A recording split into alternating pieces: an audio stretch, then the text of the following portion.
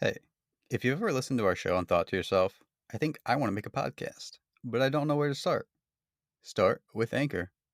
Anchor is a platform that has all the tools you need to record and edit your podcast, right from your phone or computer. Using Anchor allows you to distribute your show to platforms such as Spotify, Apple, Google, and so many others. The best part is that it's totally free. So if you want to get started, you can download the Anchor app or go to anchor.fm.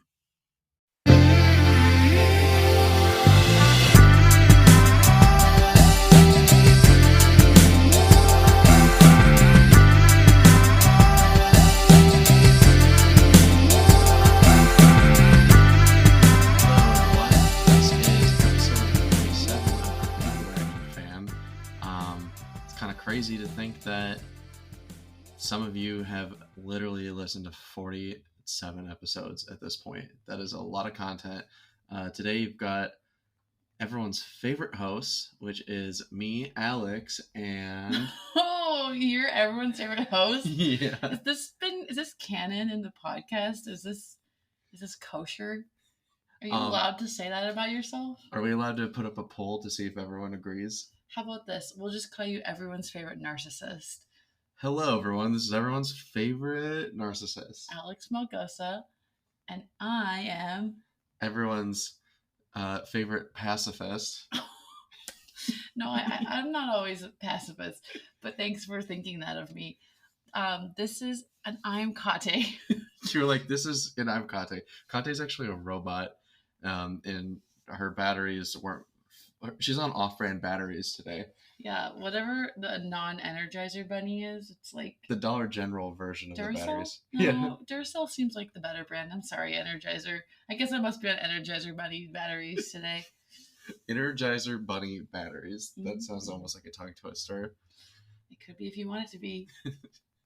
But yeah, we've got an exciting episode. We got a lot to talk about, but before that, how was your weekend? Did you do anything fun? I did, and you know that as a fact because you were a part of my weekend. I came down to California this past week to visit Alex, my boyfriend, and we did some fun things around LA and then went on a camping trip this weekend in the mountains, kind of near Big Bear Lake. And I fly out tomorrow.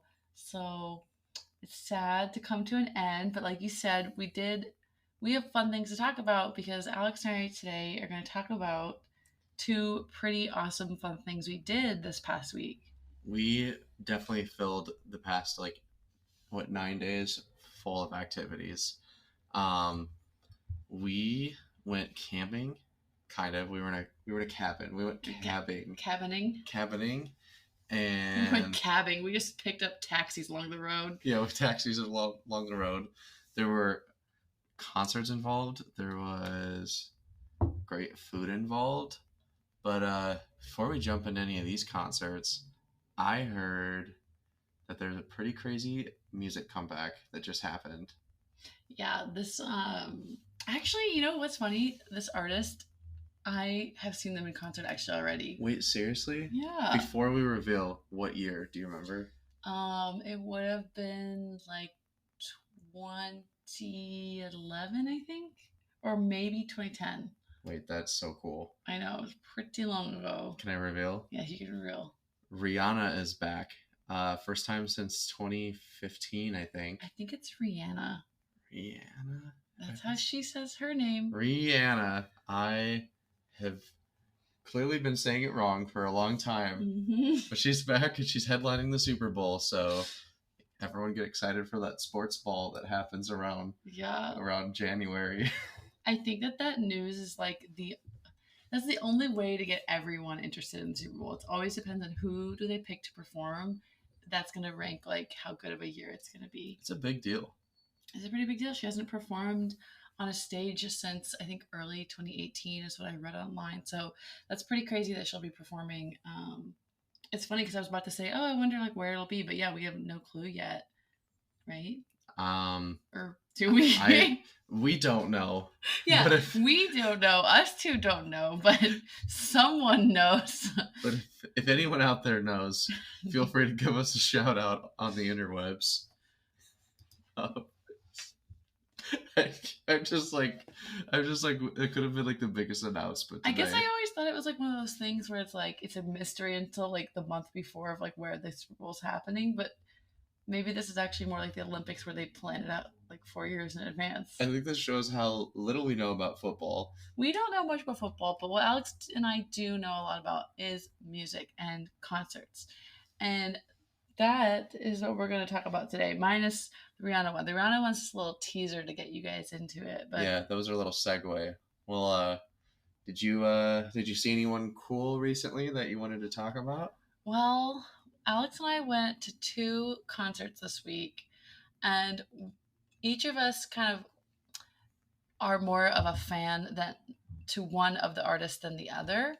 So it was fun because I got to see someone I'm really crazy about and I've been following for a while, who Alex has recently gotten into.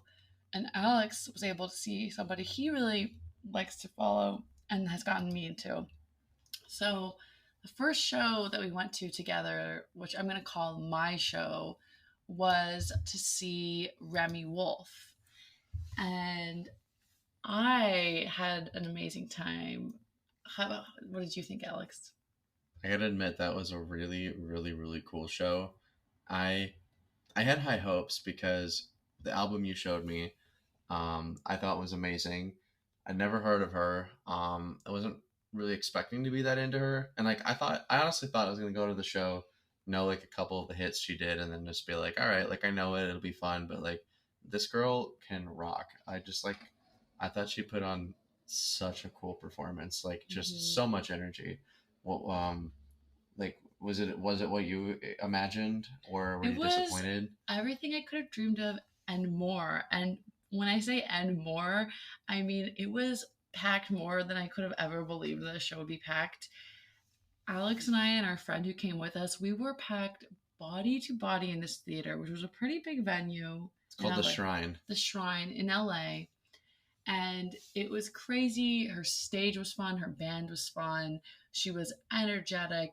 She was on medicine, by the way, because she had like bronchitis and she still performed. I don't know. I think Remi killed it, and it's crazy because this is towards the beginning of her tour. The tour is called the Gwingle Gwongle Tour. Which I love because I love speaking in gibberish and made up silly words. And I remember buying my tickets back in April and being like, this is going to be amazing. And slowly, as the year has progressed since I bought my ticket, I've seen that like almost every single night of her tour has been sold out. I think there's like 2 shows out of like 30 or 40 that are not sold out, which is amazing for her. And I'm so proud of her because she's definitely an artist that is not like a main radio play type. Isn't she newish too? She's pretty new to the scene. So to give a little background, Remi is around Alex and I's age, which I'm not going to say our ages, but she is 17. 17. Yeah. That's how old we are. That's how old we are. So we're actually, Remi's older than us.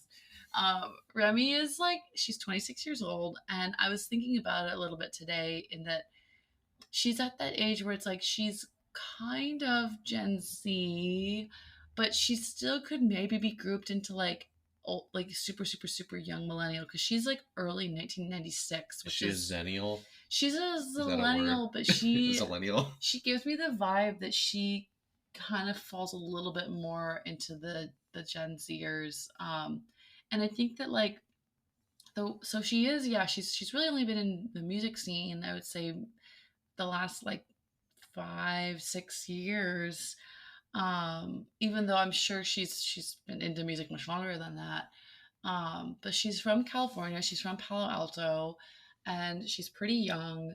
She went to USC for music. So okay, for people who don't know, the Shrine is at USC. Yes. Which no wonder the show was wall to wall packed. It's like even a bigger deal. Like she said she went there at the show. I didn't pick that up. She did a little like cheer competition to see people she was like, she asked the crowd, who's here from UCLA? And then who's here from USC? And of course, USC was insane. And then she mentioned that she'd been there. So she's definitely like an LA native, I'd say. She says this is her area, this is her hometown. That's why I think the show is even more special. I had plans to see it in New York where I live, but unfortunately I couldn't make it anymore. So it was like an absolute miracle to get to score tickets to see her for this LA show and make it here for that.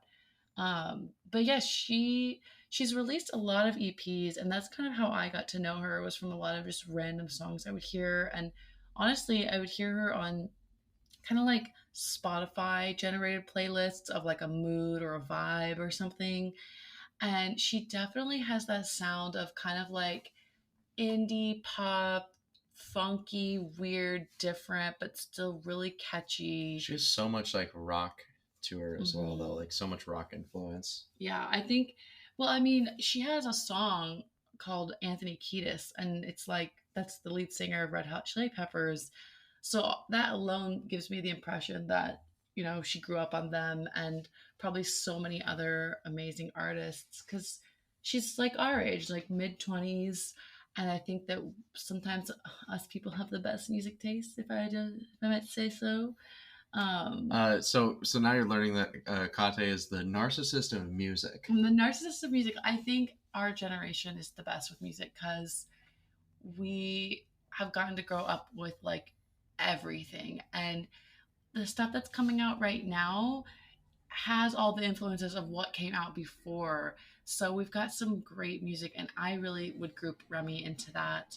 Um, and her latest album came out last October, which is crazy that it's almost been a year since her debut album, which is called Juno. It still feels new to me. It still feels new. Well, it literally is. It's only like I listened to it like a month ago, but Yeah, but I don't know, she's awesome. Her stage presence was great. She did a somersault, or a front flip. She did like a front she flip. did an actual flip. Cartwheel, that's the word. She did like a cartwheel. A cart flip. Alex and I are not into sports, as you can tell. She did that flippy thing on the stage. She did a thing where she was standing on her feet and then she was in midair and then she stood back on her feet again, which kind of sounds like jumping, honestly. Yeah, that sounds not cool at all. But she was great. Her band was great. Mm-hmm. Her drummer did this amazing like mantra session with the crowd where he was kind of leading us in affirmations, which honestly, that was to me one of the most like fun parts of the entire show, was just the entire crowd of probably like 1,000 people chanting, "I am Dua Lipa.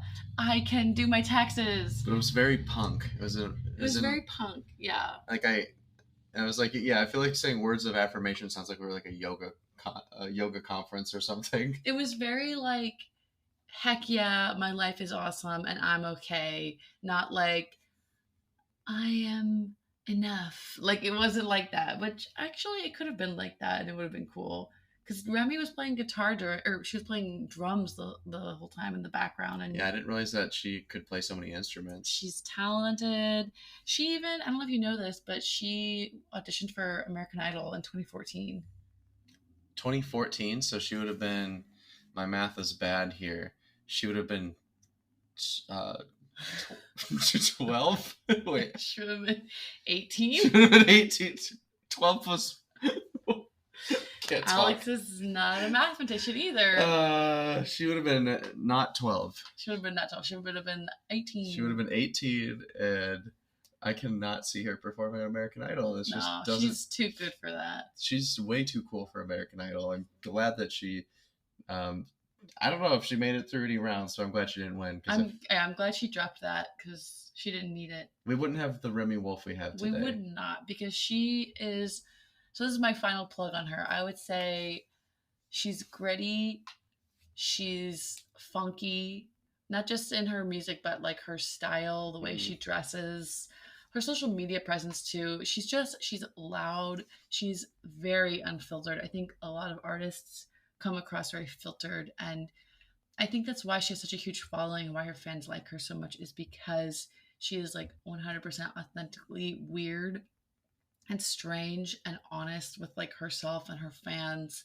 And her latest album actually talks a lot about her like struggles with alcohol addiction, checking into rehab, and I just find her really relatable because she's so close in my age. But I think other people find her relatable too because she's able to sing from a perspective and write from a perspective that is so close to like the target audience she has, which is people who are like teenagers and young 20s. And I would say anybody really in your 20s and younger. Like if you're under 30, you could probably really like her music. But I think that she still has a lot of people who are just pop lovers, people who just love pop music. Like you could be any age and probably find yourself singing along to a Remi song. Or even if you're into the Red Hot Chili Peppers, seriously, like Yeah. you might feel old at her show, but I think you're gonna enjoy the performance. All you need to do is pull out your early 2000s fashion and you will fit right in. Yeah, 20 years old is 20 years cool. Mm-hmm. That should be the t-shirts that she sells. How many how many numbers out of 10 or thumbs up are you gonna give her show? I'm gonna give the show a 9.5 out of 10, and the 0.5 goes to the fact that they should have booked a larger venue because I think that they could have fit more people, but it also would have been nice to have a little more space because that place was packed, but rightly so. And I cannot wait to see what Remi does next. I'm going to keep following her music and her socials. And again, I highly recommend checking out really any of her music. Just go to her Spotify, Apple Music, even YouTube. Just you will, I'm sure you'll find like any song, one song. If you could give one track that you would recommend, what would it be? Oof, okay. It's a tough one, but also it's not a tough one because it's so good. And it's probably her number one on Spotify, but I think number ones are number ones for a reason. I would check out her song Disco Man, or I'm going to give a second one. She has another song called Sexy Villain, and that's a fun one. You heard that, Disco Man or Sexy Villain. Check it out, everyone. Check it out. And now, Alex, it's your turn to tell me about the other show that we saw this week that was your pick that I didn't know much about. This pick was a big deal for me. This band started in 1997. They hailed from Melbourne, Australia. So they took a boat to the show. They came from overseas. We saw them pull up in their yacht. Yeah, their yacht because they've been around long enough that they've got some money now. I was gonna say, yeah, with enough royalties by now, hopefully they own like a medium-sized yacht. Yeah, at least one. But okay, so that's the thing. This band's been around a long time, but prior to about a year or two ago, I'd never heard of them. Alex, what is this band? This band is called the Avalanches. What's really unique about them, they released a record in 2000 called Since I Left You, and this record was huge. It's a duo DJ group. They are notorious for sampling. So like when you see them live, they are like sampling tons and tons of records. Everything from like the Carpenters to like tracks from their own songs, and they always kind of remix things differently live, and I feel like they really, really took off from like the sampling era. Had a huge album with like 2 really, really big hits, and then they just stopped. They kind of fell off the face of the earth. They stopped making music. I think they toured a little bit, but they didn't make another record until 2016. So you have this band that blows up in 2000, makes their next album in 2016. That is a long break from releasing music for your main band. I just find it very interesting. I heard about these guys in middle school. So when was that, Alex? And you have to do the math of what age you were. All right, so this was 2007. And you were? I probably would have been 13. Let's see if the math checks out. Does that sound right? You would have been, in what year was this? 2007. In 2007, you would have been 13. Good job. Did you pick 2007 because you already knew that 13 was the No, age? I knew it would be around the age. It was either gonna be 12 or 13. Well, it depends on what time in the year of Yeah. 2007. I'm not that great at math, but I can get it here. This group. So in 2007, the album you would have heard was their first and only album at the time since I left you. Yeah. I remember my cousin Lindsay showed me the record, I think probably from MySpace. And like this band was a big deal in my friend circle. Like I remember even in middle school in science class, like we would play one of their music videos on repeat, like in class, and people would watch it because it was so bizarre. It was called Frontier Psychiatrist. Like probably one of the goofiest videos I've seen. There's just like tons and tons of people in these videos, and their characters are weird. Like I've showed you a couple of videos, and like, what do you think? Like the mannerisms are just goofy. They're like, yeah, they're electronic music with lots of sampling, but they just make these crazy songs. Crazy meaning like some of them are weird, others are genius, some of them are a mix. And so then it's like their music videos seem to be kind of like a reflection of that, because the two videos Alex has shown me have been so goofy that as I was watching them, I was like, what am I watching? But not weird enough that you're like creeped out or turned off, but more that you're like intrigued and kind of like, who are these guys? Yeah, intrigued is definitely better than creepy and turned off. One thing that I was like, I didn't know what to expect was this show was a standoff like specialty show at the Greek Theater. Standalone, not a standoff. Thanks for the correction. The Greek Theater is basically like a mini Hollywood Bowl. It's up in the Hollywood Hills. Beautiful, beautiful, gorgeous venue that you like literally have to take a shuttle bus to, because it's just like so out into the hills. Like it's literally a venue made in the hills. And this band only having 3 records now, it doesn't seem like there'd be a lot to play, but like I feel like they played for like an hour and a half, and they played like a little bit of everything. They kind of had a weird situation where they released their 3rd album called We Will Always Love You in 2020, but it came out right around the time that COVID had started and like everything went into lockdown. And it was my favorite record of 2020. It was a very big deal, but nobody got to see him tour. And I feel like the delay, it was like so long that they actually decided to like do the tour this year. So it was cool. Like I didn't get to see them in 2020, didn't get to see any bands then, but like I got to see them and take you for like your first Avalanches experience and my first Avalanches experience. And like what did you think, like being at that venue? Like what was your first reaction kind of seeing a show in the hills? So it's funny that you mentioned like what did I think of seeing that band and that venue. I think that like that venue is amazing. It's definitely like a take your breath away kind of thing, because you do get off this shuttle bus and you don't feel like you're in the city anymore because you can't see any aspect of the city. It's like a amphitheater surrounded by trees, but not like your average LA palm tree. It's like almost like pine trees or something. And it's just like a night. I was almost at a starry night, but there's no stars in LA other than the real ones. There would be stars. Yeah, other than the real ones. Other than the human ones, there's no space stars. But it's this amazing, amazing amphitheater venue, and it's beautiful.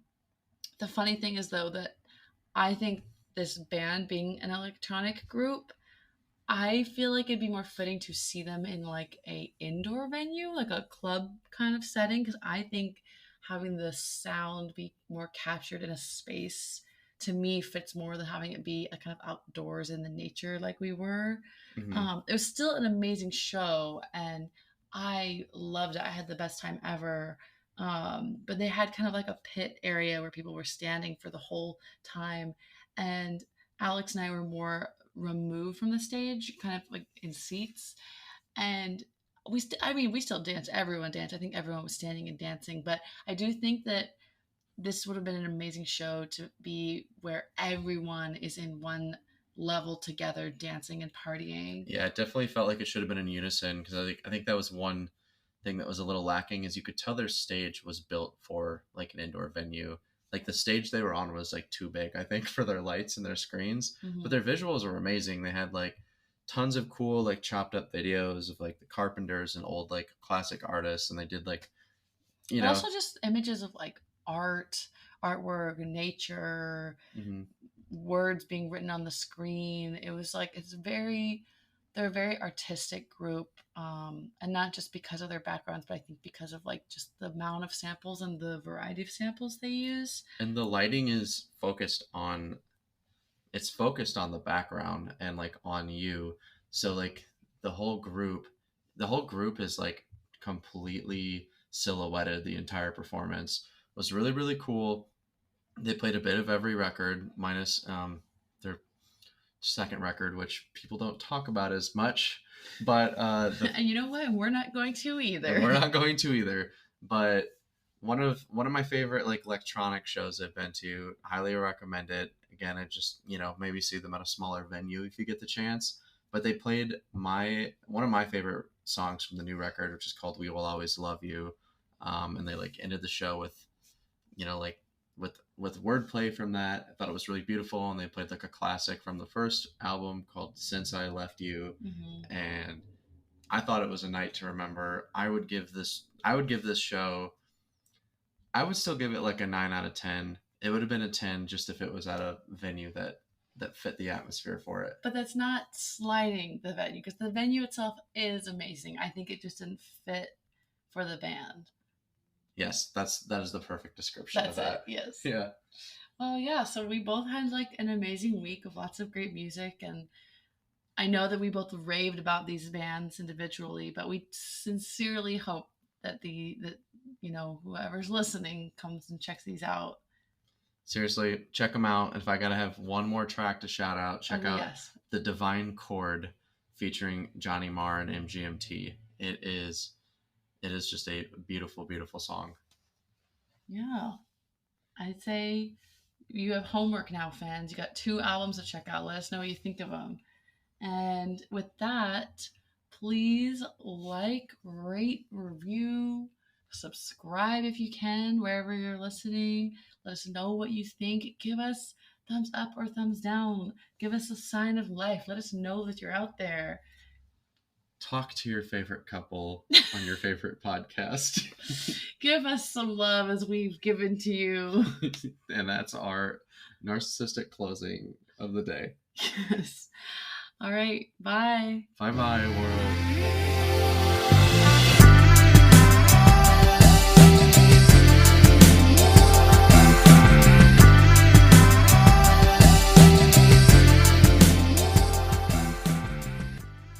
The Bandwagon Fan Podcast is hosted by Josh Jimenez, Alex Melgosa, and me, AJ Soy.